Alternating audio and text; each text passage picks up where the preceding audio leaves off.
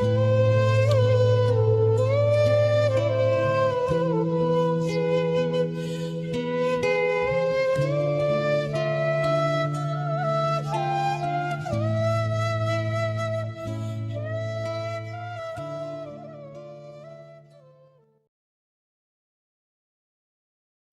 sebuah cerita yang sangat luar biasa daripada kehidupan Sayyidatina Fatimah Zahra. Nabi Muhammad SAW menangis, tidak ada henti-hentinya, menangis. Sayyidina Abu Bakar Siddiq datang, tetap menangis. Sayyidina Umar datang, tetap menangis. Sayyidina Utsman datang, tetap menangis. Sampai Sayyidina Abu Bakar mengatakan, ini nggak ada yang bisa mendiamkan Nabi kecuali putri tercintanya Sayyidatina Fatimah Zahra. Berangkatlah Sayyidina Abdurrahman bin Auf ke rumah Sayyidatina Fatimah dengan perintah dari Sayyidina Abu Bakar Siddiq. Dikatakan, siapa di luar sana? Ibn Auf, wahai Fatimah. Untuk apa kamu datang kemari? Kami ingin meminta bantuanmu karena Nabi SAW mulai tadi sedang nangis dan tidak berhenti menangisnya, terus menangis. Kami sedih melihatnya. Baik, sebentar aku memakai pakaian dahulu. Kenapa Nabi SAW menangis? Karena Nabi telah diturunkan ayat yang berbunyi, wa in minkum illa wariduha. Tidak ada seorang pun dari kalian kecuali pasti akan melewati di atas neraka itu. Itu yang bikin nangis Nabi. Tidak ada satupun dari kita kecuali kita akan melintas di atas jahanam. Bagaimana tempat lintasan kita tergantung kepada amal kita. Tipis tebalnya tergantung kepada amal kita yang sekarang kita tidak mempedulikannya, tidak memikirkannya. Nanti semuanya akan terpampang di depan mata kita dan kita akan melewatinya. Semoga kita termasuk yang mendapatkan amal yang banyak, yang menyenangkan hati baginda Rasul Muhammad SAW. Berangkatlah Sayyidatina Fatimah. Begitu berangkat Sayyidatina Fatimah bertemu dengan Nabi. Sayyidatina Fatimah ketika masuk ke masjid, mereka berteriak. Semua sahabat Nabi berteriak Allahu Akbar. Kenapa demikian? Kenapa mereka berteriak? Karena mereka jarang melihat Sayyidatina Fatimah Zahra, seorang syarifah, cucunya Nabi, anaknya Nabi, yang pada suatu waktu Nabi SAW membuat sebuah teka-teki, di mana teka-tekinya itu berbunyi begini. Tahukah kalian siapakah sebaik-baik wanita? Tidak ada seorang sahabat pun yang menjawabnya. Sampai kemudian Imam Ali pulang ke rumahnya dan dia sampaikan pertanyaan Nabi kepada Sayyidatina Fatimah. Maka Sayyidatina Fatimah, aku tahu jawabannya.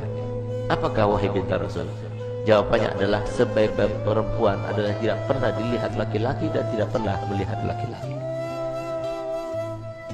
Ketika Sayyidatina Fatimah datang dan para sahabat banyak yang tidak mengetahui dengan Sayyidatina Fatimah, mereka berteriak semuanya.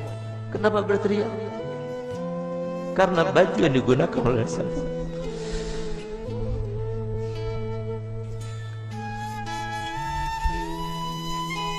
baju yang dibuka,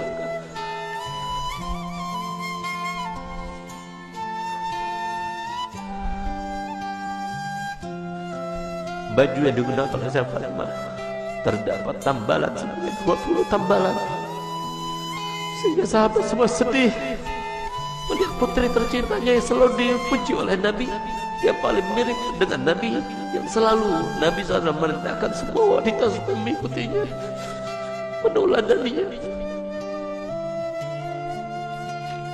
Ternyata pakaian seperti itu, sesederhana itu. Saat itulah ketika sahabat Nabi merasa kasihan, merasa tidak tega, merasa iba melihat kehidupan Sayyidatina Fatimah Zahra,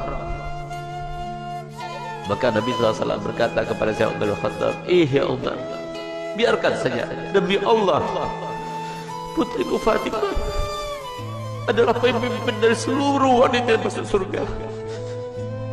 Seandainya para syarifah sekarang tahu, lihat bagaimana pakaian Sayyidatina Fatimah, lihat bagaimana perempuan yang dibanggakan oleh Nabi Muhammad SAW, yang harusnya kita sebagai umatnya menjadikan tauladan baginya. Bukan seperti sekarang ini, kita terlalu membangga-banggakan pakaian, kita selalu menampakkan kemewahan, dan kita tidak mau membagi-bagi apa yang telah kita punya. Kita tidak pedulikan kepada manusia. Subhanallah, Sayyidah Fatimah datang suatu waktu di rumahnya. Sayyidah Fatimah adalah seorang yang paling sempurna, tangannya paling sempurna, hidungnya paling sempurna, matanya paling sempurna, karena dialah yang paling mirip dengan Nabi kita Muhammad SAW. Suatu waktu Nabi kita Muhammad datang, karena Nabi Muhammad setiap hari paling sedikit 2 kali masuk ke rumah Sayyidah Fatimah, saat pagi hari dan pada malam hari.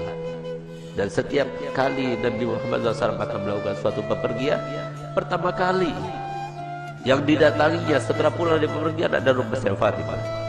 Dan terakhir kali rumah yang didatangi sebelum dia berangkat adalah rumah Sayyidah Fatimah Zahra.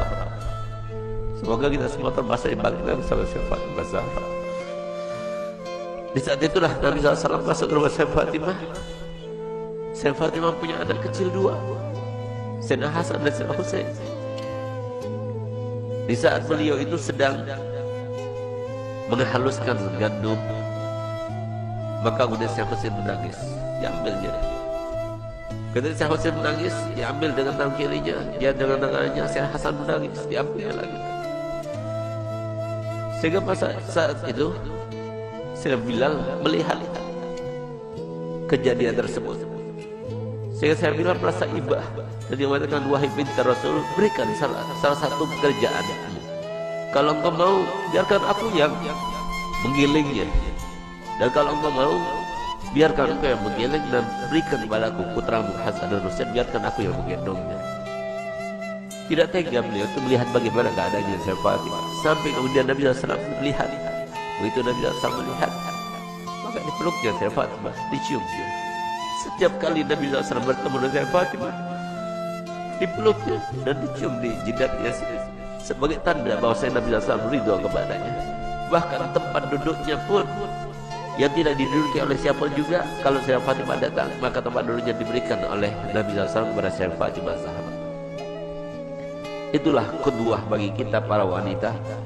Dialah tauladan yang paling utama bagi wanita, dan dialah yang diceritakan oleh Nabi SAW dalam hadisnya, bahwasanya pernah suatu waktu Sayyidah Fatimah itu dalam keadaan pernah melukai perasaannya suaminya tanpa sengaja. Dia berbicara dengan suatu ucapan, dia tidak sadar kalau ucapan itu membuat marah suaminya. Tidak paham, bukan sengaja, tidak, tapi tidak sadar, tidak sengaja. Tapi apa yang lakukannya? Dilihat suaminya itu warnanya merah mukanya, yang menandakan bahwa dirinya dalam keadaan marah. Di saat itulah timbul rasa takutnya kepada Allah, sehingga di saat itulah dia minta maaf kepada suaminya. Maafkan aku, wahai suamiku. Tapi ternyata wajah Imam Ali tetap masih merah. Takut dia kepada Allah, sehingga rasa takutnya luar biasa itu sampai beliau itu menangis histeris dan dia mengatakan, wahai suamiku, sampai dia berjigak-jigak memutari suaminya Sayyidina Ali bin Abi Thalib. Suamiku, maafkan aku, sambil dia itu berkeliling seperti layaknya orang yang sedang tawaf. Di saat itulah kemudian Sayyidina Ali melihat kepada Sayyidah Fatimah yang melakukannya. Dia merasa geli dengan apa yang dilakukannya, maka dipeluknya dan mengatakan, wahai binti Rasul, aku sudah maafkan.